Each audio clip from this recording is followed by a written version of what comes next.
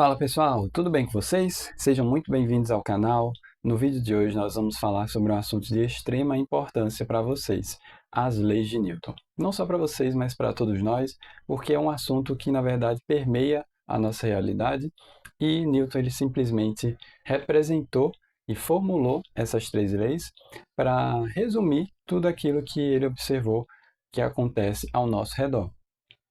Então, se você já gostou do assunto, clica aqui e curte logo esse vídeo, comenta, compartilha, envia para o seu amigo que está precisando dessa força no assunto, beleza? E vamos lá para o conteúdo. Então, as três leis de Newton que nós vamos tratar são a lei da inércia, da dinâmica e da ação e reação. No vídeo de hoje nós vamos ver essas duas leis aqui, porque é muito assunto para a gente condensar em um só vídeo, tá bom? Então, lei da inércia. Ela afirma o seguinte: todo corpo em movimento uniforme tenderá a permanecer nesse estado até que uma ação externa atue sobre ele. Então, essa é uma formulação minha, mas existem formulações equivalentes que dizem exatamente isso, tá? Então, o que isso significa? Primeiro, um movimento uniforme. Qual é o significado disso? Vamos lembrar lá do que a gente viu em cinemática. Um corpo tem movimento uniforme se ele possui a sua velocidade constante, tá? Não só em módulo, mas também na sua direção e no seu sentido. Então, se essa velocidade ela é constante, nós não podemos ter nenhuma variação no seu módulo, ou seja, se nosso objeto tem uma velocidade de 50 km por hora, é o módulo dela, essa velocidade vai permanecer 50 km por hora, se ele estiver isolado de ações externas. Mas não só se ele estiver isolado, tá? Mas também se essas ações externas estiverem equilibradas umas com as outras. Então, isso vai implicar que o nosso corpo vai manter o seu estado com essa mesma velocidade. Seria o caso, por exemplo, de um carro que está com a velocidade constante. Então, se ele mantém essa velocidade, significa que as forças que estão trabalhando para manter o motor em movimento estão contrabalanceadas com as forças que estão se opondo a esse movimento do motor do carro, que seria o atrito das próprias peças internas do veículo, da roda com o solo, do vento com o próprio veículo, e que vão fazer com que o nosso veículo como um todo mantenha essa mesma velocidade constante, beleza? Então isso significa que não vamos ter alteração no módulo da sua velocidade e nós não vamos ter alteração na direção da sua velocidade. Se vocês olharem no vídeo que foi publicado no canal sobre velocidade e aceleração no movimento circular, vocês vão ver que uma alteração na direção, mesmo que o módulo permaneça o mesmo da velocidade, vai implicar em uma aceleração. E essa aceleração é o que a gente chama de aceleração centrípeta, que altera a direção do vetor velocidade. Então, para resumir, a primeira lei da inércia é isso. O corpo está em movimento retilíneo uniforme e ele vai permanecer nesse movimento se não há nenhuma ação externa alterando esse movimento dele atual. Beleza? Segunda lei de Newton. Então, quando a gente fala de segunda lei de Newton, nós estamos falando da dinâmica, do que vai reger esse movimento do objeto. Então, antes da gente chegar na expressão, considere um corpo formado por essas inúmeras partículas betas aqui. Então, vamos supor que essas partículas betas elas são muito pequenas, tá? E elas estão inicialmente com uma certa aceleração, conforme orientada aqui pela figura. Então, nós estamos acelerando essas partículas beta e elas estão em um movimento acelerado, ok? Não necessariamente uniformemente acelerado, mas podemos supor uniformemente acelerado, tá? Mas não necessariamente essa aceleração precisa ser constante, seja em módulo, seja em direção. Beleza, gente? Então, se a gente tem esse objeto com essa aceleração, suponha então que a gente tenha n desses objetos, dessas partículas beta, com essa mesma aceleração.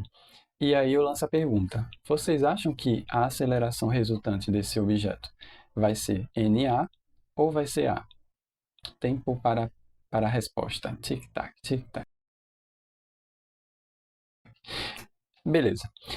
A resposta eu acho que é meio óbvia, né, gente? Mas, de qualquer maneira, a resposta é que a aceleração dessas N partículas betas aqui vai continuar sendo A. Então, se eu escrever esse produto N vezes A, eu não vou ter uma aceleração. Então, esse produto aqui vai ser uma nova grandeza, que Newton denominou de força. Então, no caso, esse daqui vai ser a expressão da força resultante que atua sobre o objeto. Beleza? Por quê? Porque essa aceleração aqui ela foi a aceleração resultante que estava agindo sobre o objeto. Diversas interações poderiam estar acontecendo com essas partículas, mas a interação resultou nessa própria aceleração A.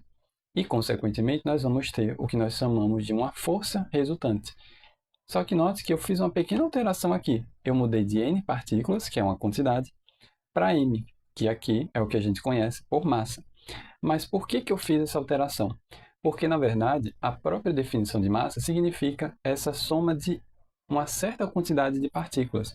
Então, se a gente for para a definição, por exemplo, do quilograma, ele era definido como um cilindro de platina e de irídio, 90% de platina e 10% de irídio.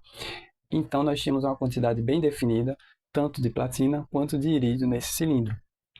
E aí nós associávamos a essa quantidade bem definida de partículas o que nós chamamos de massa. Então, aquele cilindro ele tinha uma massa, ou seja, tinha n dessas duas partículas, n partículas de n1 partículas de platina e n2 partículas de irídio.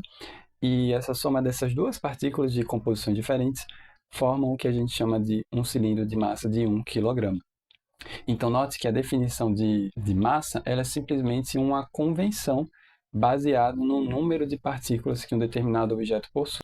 Então, essa é a maneira como a gente define o que nós chamamos de massa. Beleza, gente? Então, a gente pode ir para a nossa expressão da segunda lei de Newton, que diz o seguinte: a ação de diversas forças externas sobre um corpo pode ser representada por uma única força que nós chamamos de força resultante, e ela é dada por força resultante igual a massa vezes a aceleração. Então, isso significa que se a gente tiver n forças atuando sobre o nosso objeto, então vou colocar aqui uma força 1 numa dada direção, uma força 2 um pouquinho menor numa outra direção, uma força 3 aqui numa outra direção. Isso significa que a força resultante vai ser a soma dessas forças que estão agindo sobre o meu objeto. E nós vamos expressar ela simplesmente como um único vetor, tá? Que eu vou orientar dessa maneira aqui, que vai ser a nossa força resultante. Beleza, gente? Então, a força resultante vai ser somatório vetorial aqui de todas essas forças, levando em consideração a sua direção e o seu sentido e o seu módulo, já que é uma soma vetorial.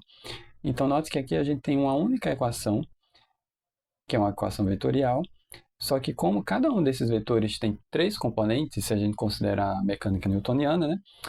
E aí nós estaremos considerando as três dimensões espaciais, x, y e z, então a gente pode expressar cada um desses vetores da maneira como eles de fato são, em termos das suas componentes retangulares. Então, expressando o vetor aceleração em termos das componentes retangulares e os vetores forças individuais em termos das suas componentes retangulares, eu vou ter uma igualdade de três equações escalares. Então, MAx vai ser igual ao somatório de todas as forças que atuam na direção x, MAy vai ser igual ao somatório de todas as forças que atuam na direção y, e MAz vai ser o somatório de todas as forças que atuam na direção z. Então, note que aqui sumiu o símbolo de vetor, porque eles já não são mais vetores, né? Aqui são as componentes, são os valores das componentes nessas três direções retangulares. Então, eu substituo o meu problema de uma equação vetorial por um problema com três equações escalares. Então, isso resume o que a gente conhece por primeira e segunda lei de Newton. E para que a gente consiga entender a aplicação, fiquem ligados no próximo vídeo, que nós vamos trabalhar um exemplo para a gente entender como aplicar isso daqui de maneira a resolver os nossos problemas. Beleza, gente? Não é nada de outro mundo. É simples. Então, a gente só precisa de exemplo e prática para que a gente consiga aprender esse conteúdo, tá bom? Por hoje é só, gente. Nós nos vemos na próxima aula. Fiquem com a mensagem do vídeo. Então, um forte abraço e até a próxima aula.